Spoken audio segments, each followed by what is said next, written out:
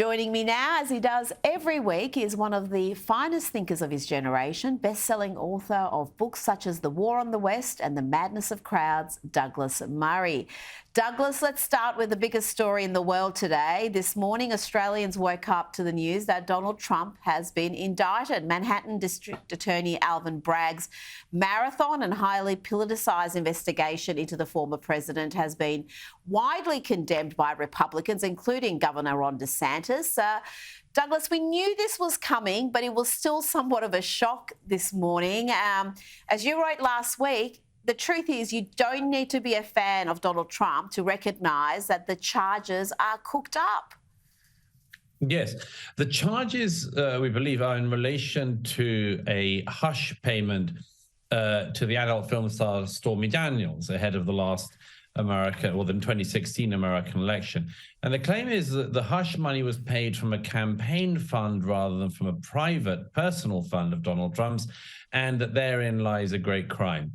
It's an extraordinary business, this, because clearly it is the intervention of the law into the American electoral process. There are all sorts of reasons why some might decide that Donald Trump is not fit to run in the next election and he shouldn't be the Republican candidate. I myself think that refusing to accept the results of the 2020 election should make him effectively unelectable for the next run. But, you know, that's up to the public to decide. And what's clear from this judicial hounding of him is that it's been decided that something he's done which nobody else will be pursued over should be the stick to beat him with and beat him out of the running for the 2024 presidential election. I think it's very dangerous, Rita, as I mentioned before. It's very dangerous because this is effectively trying to do democracy, not through the ballot box, but through the system of the legal system. And I think there's one other thing, which is this. Donald Trump will be quite happy about this. It's already been widely briefed out that he is. He'll be quite happy about this because he has been hounded since the moment he entered office in 2016 by a sort of deep state subterfuge that's always trying to get him out. He will present this as being simply the latest example of that. All of his Republican contenders who are running against him will have to spend all their time talking about Donald Trump, which will not upset him at all.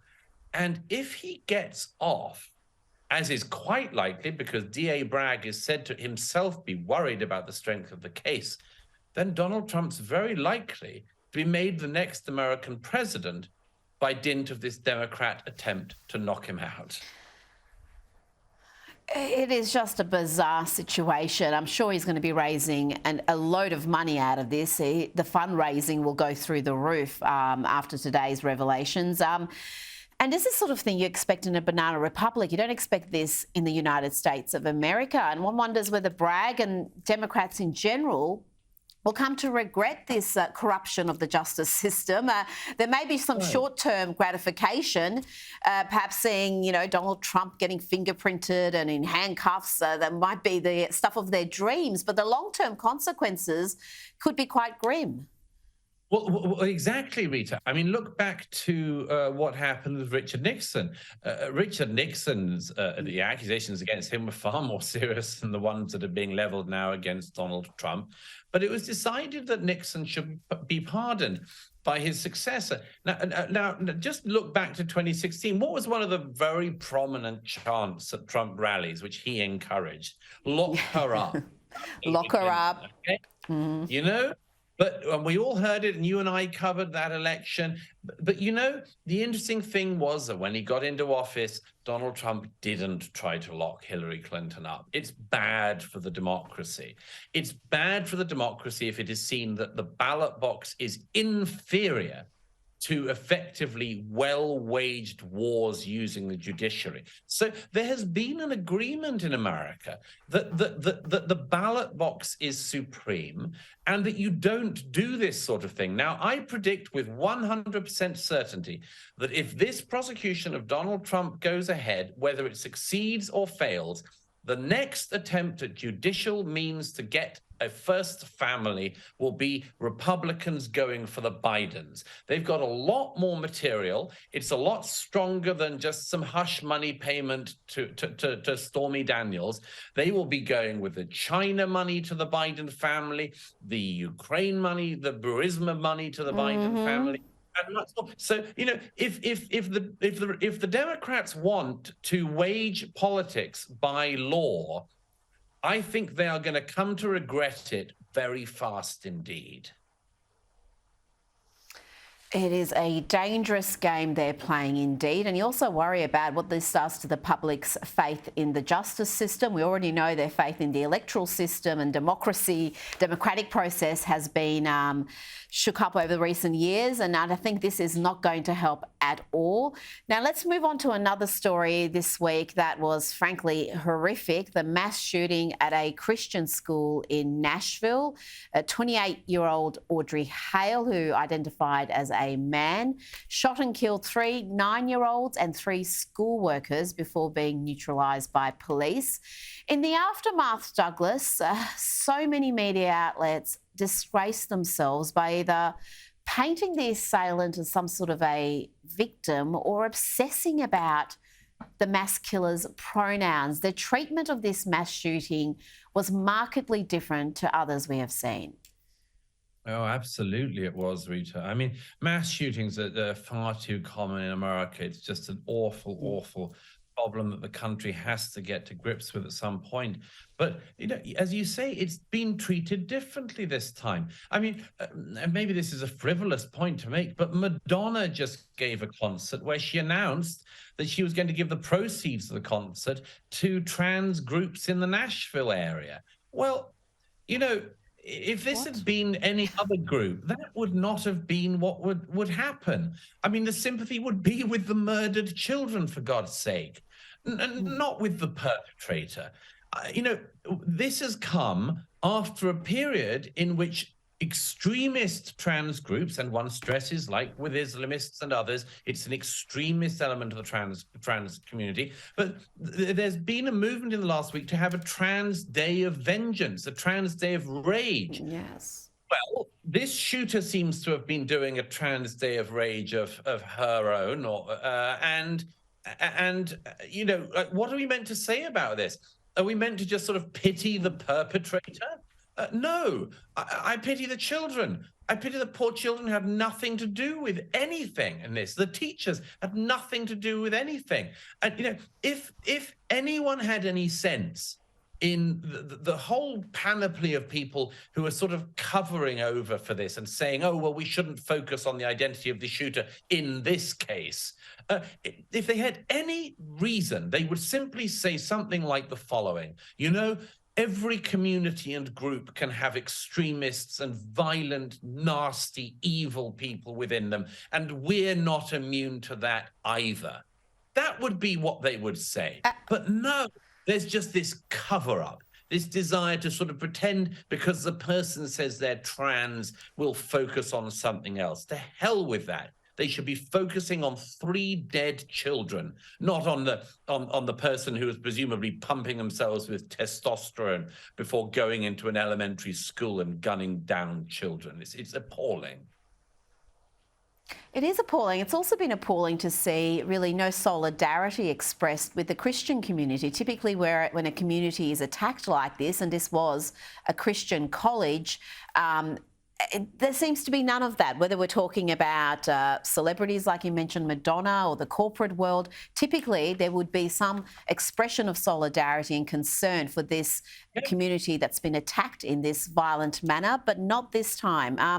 Meanwhile, we've got President Joe Biden, who's issued this statement overnight. He said, transgender Americans shape our nation's soul.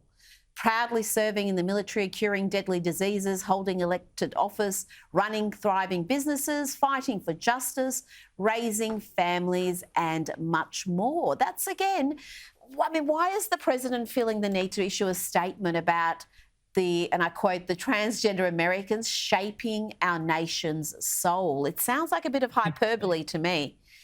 It's insane. Such as we can determine that they are, transgender people constitute 0 point something% of the population.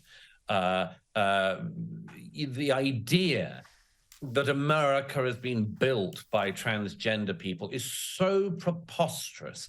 The idea that they make some absolutely, infinite contribution to American society now is simple BS. And it is BS being pumped out by the American president, who cannot understand what he's saying.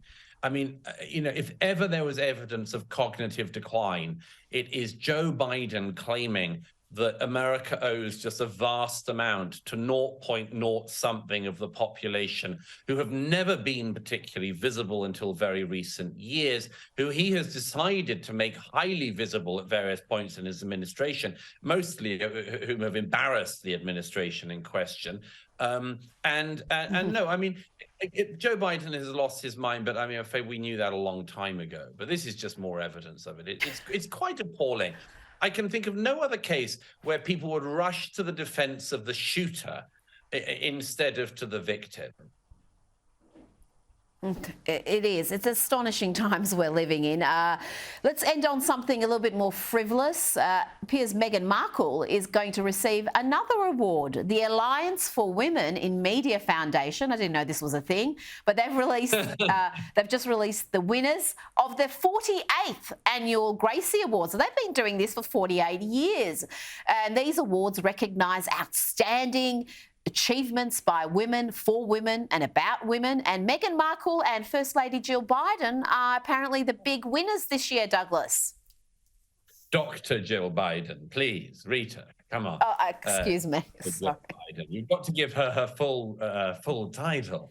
I mean, I'm sure, of course, I'm sure you were up for this, Rita. I mean, you're one of the world's most prominent broadcasters, and certainly one of the most prominent female broadcasters. I'm sure this organization could demonstrate that it isn't at all left-leaning by nominating you for this. I've got this awful feeling that they'll have left you off the list this year, and that might tell us something about them. Am I right? Did you get a letter?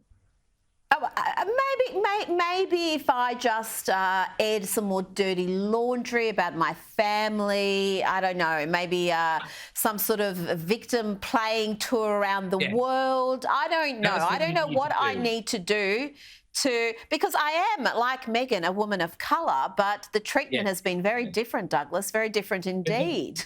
The problem is, Rita, that you haven't suffered in the way that a duchess suffers. And until you've got a duchess level of suffering, I don't think that you deserve to get any such award.